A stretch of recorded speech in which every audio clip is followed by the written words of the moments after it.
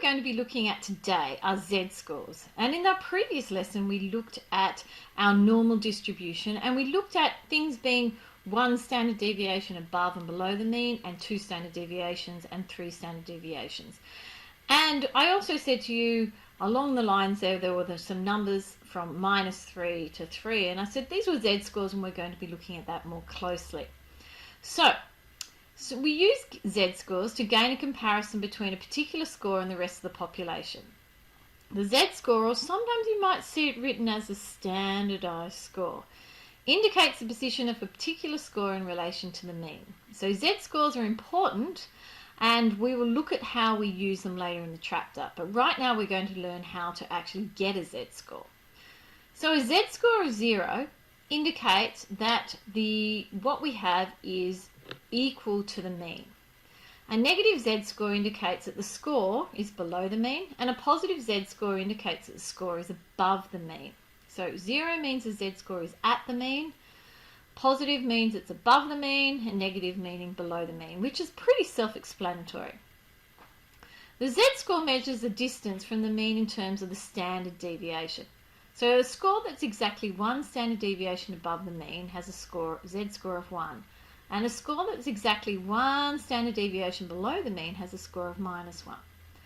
Now, to calculate a z-score, which is the point of this work, we have to use a formula.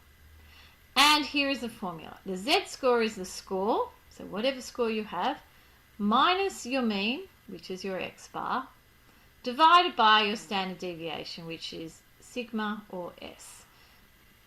This formula, you're very lucky, is on your formula sheet. And here along the bottom here is this same normal distribution we looked at yesterday.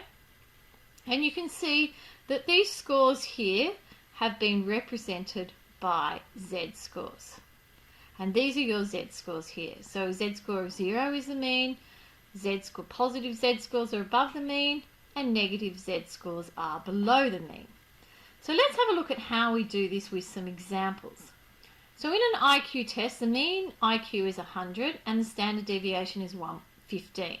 Maddie's test results give an IQ of 130. So that is her actual score. Okay, so let's have a look at what we have. We're told the mean, which is x bar, which is 100. We're told our standard deviation, in this case we call it S if we like, which is 15. And we know the score that Maddie received is 130. So we're going to use our formula, our z-score, which is x minus x bar, because we're looking on our formula sheet and we are well trained and we know to write it down.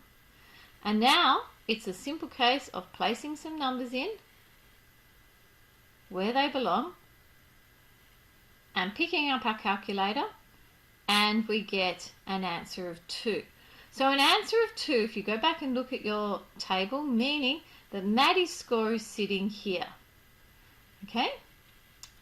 So let's have a look at question 2. A sample of professional basketball players gives a mean height of 192. So there's x bar is 192. A standard deviation of 12. And we've been told one of the players is 183. And then it says calculate the z-score. So you're going to get sick of writing this down, but it's going to be important that you write it down so you know what's going on. 183 minus 192 over 12, and we get negative 0.75, which means that this basketball player is actually below average in terms of height. Okay, so let's have a look at some more questions. Question 3. To obtain the average number of hours of study done by students in her class per week, Kate surveys 20 students and obtains the following results. So I possibly haven't put these in a very nice table, but we can kind of see what the numbers are. Calculate the mean and standard deviation correct to 3 decimal places. So possibly the best thing for you to do would be to pause the video and, using statistics mode on your calculator or any other way, work out the mean. So the mean from your calculator is 14.25 and your standard deviation is 4.75263, which is going to be 4.753 to 3 decimal places. And so part B to this question says Gemma does 16 hours a week of study each week. Express this as a Z-score. So the Z-score, fairly simple. 16 is Gemma's score minus 14.25 over 4.753. And I think we get something like 0.368. Okay, so not quite ones and really pretty much on the mean. Okay, question 4. Let's have a look at this one. We're looking once again at stuff being normally distributed. Okay, and let's have a look at it. It says the measured amounts of milk in 600 milliliter cartons was found to be normally distributed. So once again, that's your key word. With a mean of 600. So we've told what the mean is. The mean is 600. And we are told that the standard deviation is 5. And it says calculate the Z-scores for these parts. So for the first one, the Z-score is going to be 610 minus 600 over 5. So we know that that Z-score is 2. And for the second one, the Z-score is 596 minus 600 divided by 5. So we know that this Z-score is minus 0.8. And that's all we have to do.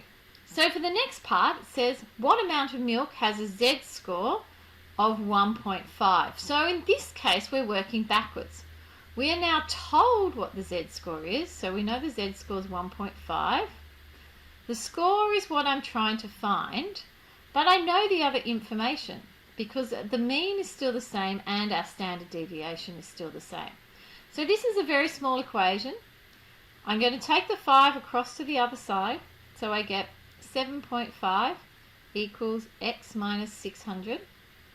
And then we can take the 600 to the other side. So x equals 607.5 millilitres. So that's what the amount of milk that we need to have to get a Z-score of 1.5.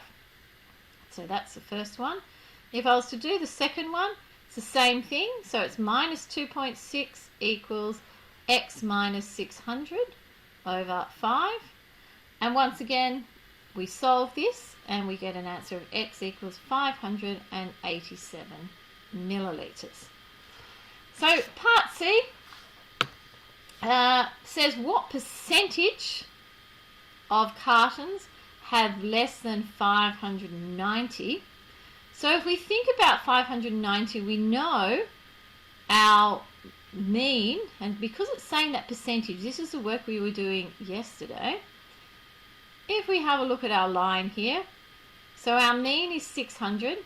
One standard deviation below has to be 595, and 2 standard deviations must have to be 590. So what percentage of cartons have less than that? So we're looking at all of this part down here. So if we're thinking about that, we've got 0.15 and 2.35%. And what we end up with is 2.5%. Okay. Last one, not sure why it's looking all the way down here, but anyway. The net weights of packets of muffin mix have a normal distribution with a mean and a standard deviation. Complete the table. Well, this is just exactly like drawing your normal curve, except we don't need to draw it. So right here is your mean, your average. One standard deviation below, well, that's going to be 432 minus 2, because that's my standard deviation, so that's 430. And 434, 2 is 2 standard deviations above, so I'm going to add another 2 to that to get 436. And obviously this is 1 standard deviation and this is 2 standard deviations below. What percentage of packets will have a weight that is greater than 432? So greater than 432 is all of these scores up here, which has to be 50%. Between 428 and 434, You can go back and look at your normal distribution, but by now you should possibly know that's going to be 13.5% and 34% and 34%, and so that is 81.5%. If the packets are labelled net weight 430 grams, what percentage of packets will have a net weight less than 430? So here is 430, so that's the 1 standard deviation below. We want all of those that are below, so that would be 13.5% and 2.35% and 0.15%, which is 16%. Pretty sure you're going to have no problem with this. Pretty easy once you get your head around looking at a new formula. Of course, if you have any questions, you know where to find me.